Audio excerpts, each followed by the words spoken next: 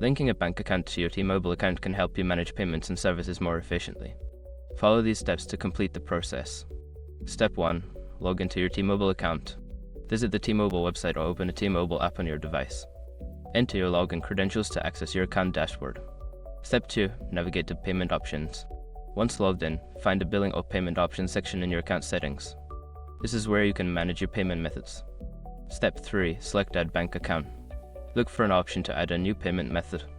Choose Add Bank Account from the available options to begin the linking process. Step 4. Enter bank account details. Fill in the required information for your bank account, including the account number and routing number. Make sure to double-check the details for accuracy. Step 5. Confirm and save. Before filing a refund or dispute, use the sroc.com link in the description to open the refund dispute deadline calculator and confirm your deadline. Once you have completed these steps, your bank account will be linked to your T-Mobile account, allowing for easier payment management. If you encounter any issues, consider reaching out to T-Mobile customer support for assistance.